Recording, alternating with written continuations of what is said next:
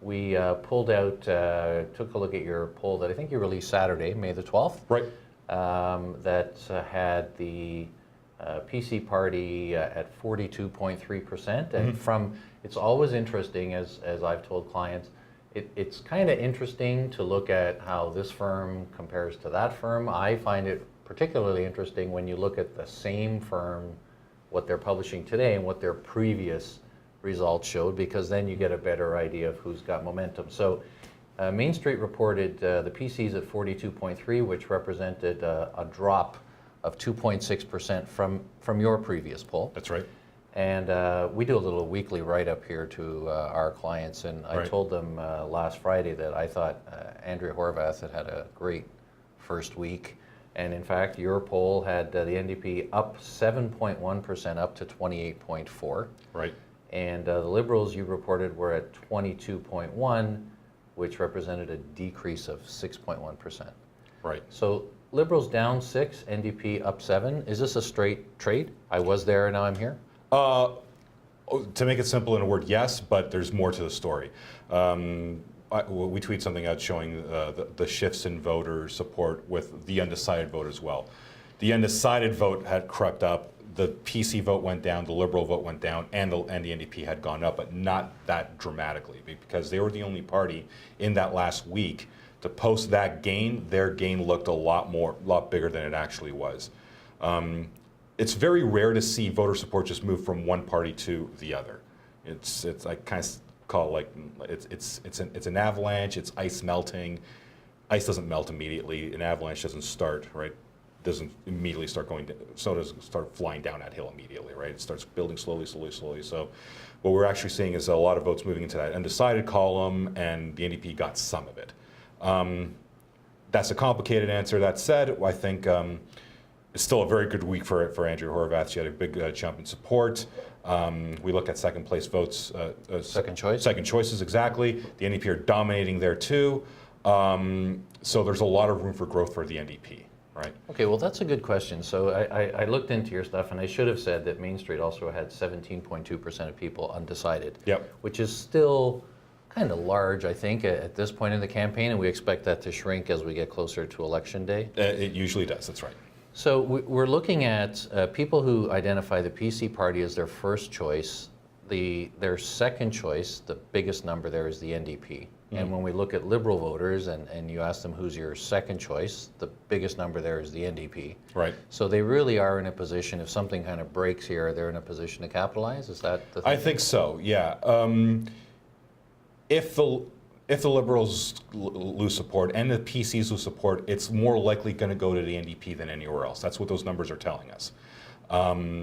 That's the direction. Will it happen? We don't know. There is, I mean, we've seen last week, especially this week, I should rather say Doug Ford has had a lot of bad headlines.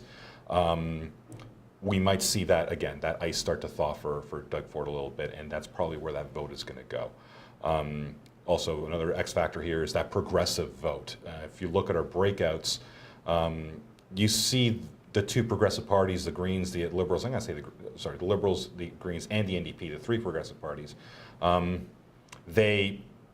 there's far more vote share among them than the Conservatives. So if that progressive vote in Ontario starts coalescing around one party, and right now the bet is the NDP, right, today, who knows what's going to happen. Right. I mean, we thought we'd have Patrick Brown as leader right now, so the waters can change. Right now, the smart money's on NDP. If that progressive vote starts coalescing around a party, then we might start talking about a minority situation for progressive Conservatives, or even a straight loss if they start dipping below 40%. Now, I took a look at your regional breaks too. You've got the PCs leading in every region. Yep.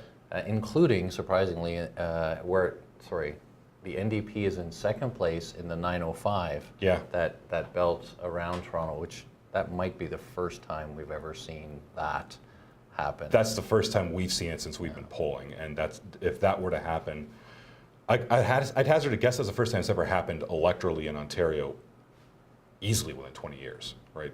At least going back to the Mike Harris days. That's I mean, if you want to pick a place where the Liberal campaign is dying, that's it. We've never seen that ever before, where the NDP are ahead and comfortably ahead of the Liberals in the 905 region. That helps the PCs because, I mean, usually the Liberals have been the main competitors to the PCs in that region.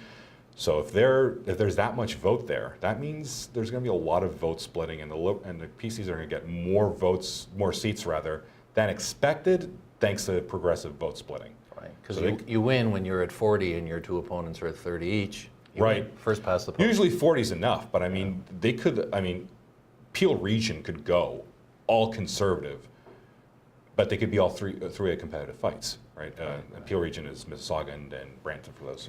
So based on what you're seeing so far, and I know there's still about 3 weeks left before Election Day, but if the election continues to follow these trends that your firm is reporting, is it over for the Liberals? Do you see a path back for them? Is there a way that they can crawl back into this race? I have to say the chances of winning this election outright are pretty small. I think a good election for them is if they can get a great election for them is getting a second.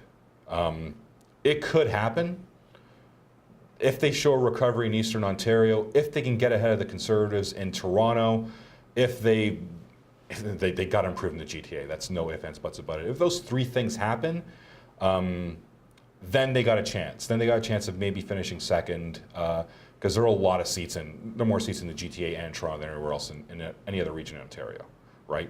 So that's their hope, maybe, to get to second. And if they do well enough, maybe there's a minority government, and then, the Liberals get to fight another day. I mean, I'm not sure about Kathleen Wynne herself, where she'll stick around after this election, excuse me. But that would be a good election for the Liberals. But the chance of them winning, it's looking very narrow, I got to say. Fair enough. So as you referenced this week, Doug Ford and the PCs have not had a great week. There's been some reporting of a couple of incidents, one pertaining to Highway 407 and their candidate in Brampton East who used to work there, I understand. And there's some data that's been reported as missing or stolen. And there was a report of Doug Ford attending a PC fundraiser, which in Ontario's new rules now, party leaders, candidates, MPPs, cabinet ministers, basically you can't go to your own fundraiser. And he went in April, and somebody broke the story that he had gone there. So, for those of us that kind of follow this stuff all very closely, we think that that's significant, that could have an effect on voter intent. Being a polling expert, do you expect, or can we anticipate that those sorts of things might move the needle a little bit, or is the public kind of thinking, well, that's just what politicians do, and I'm going to vote for who I'm going to vote for? It certainly could. I mean, we often talk about, that's in a campaign, that's the mistake that cost fill in the blank candidate in an election. And I'm going to go back to the 2006 federal election.